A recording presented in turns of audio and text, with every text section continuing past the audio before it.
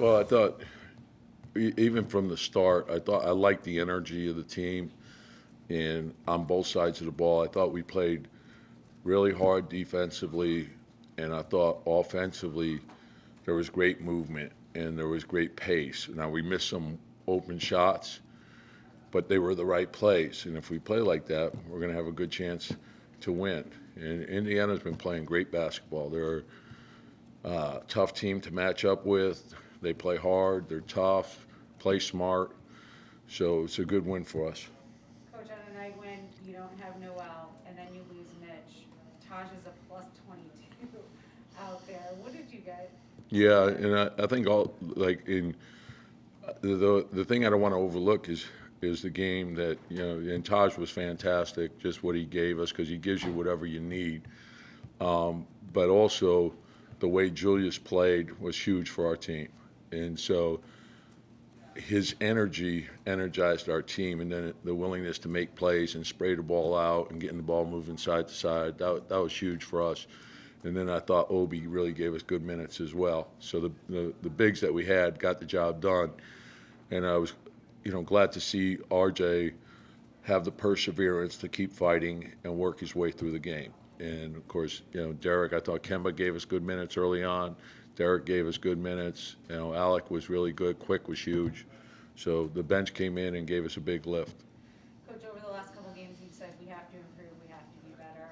What are a couple things from this game where you thought, okay, yeah, this is what I needed from them? Yeah, no, and it's just to be solid on both sides of the ball. When we always say the defense, the rebounding, and and keeping our turnovers down, we have to be able to count on that every night. That puts you in position to win.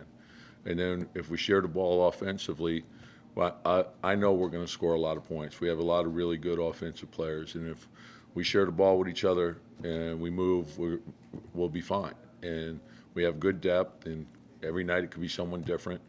And so, and it's a good, solid win, but you can't feel too good about yourself. Tomorrow we got a lot of work to do, and we have to be honest with ourselves and look at the film and continue to make corrections and concentrate on our improvement. It feels like Immanuel Quickley really relishes those big threes in close games, late games. When did you notice that trend? When he was in college. And you noticed it from afar? Yeah.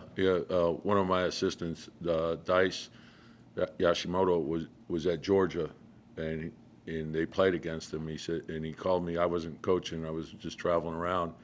He said, "Watch this kid Quickley. He's like all the small guards we had in Chicago." He said he hits every big shot for Kentucky. And so I started watching, and then I called Wes, and I asked him about him. And Wes, gave me the background on him. And so I continued. I didn't know where I was going to be, but he was someone that was high on our radar. Just in the fourth quarter, deciding, it's going to be Quickley, Rose, and just keeping the starting backcourt on the bench. Like, what goes into that thought process? Just the way the game unfolds, so they had good rhythm going. They played well. They got the lead, and so that's how we'll approach it. Obviously, he makes the big shots, but what did you see from his impact defensively? Yeah, he's a very underrated defender. He's a fierce competitor, which I think really helps him. Sometimes we have to reel him in a little bit with his gambles, but he's underrated.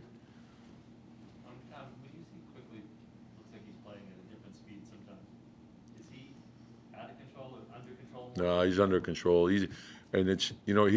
He's probably a better athlete than people realize, but he's real shifty, and so he knows he can create separation, and that's what I think makes him so hard to guard. He's not a straight line guy.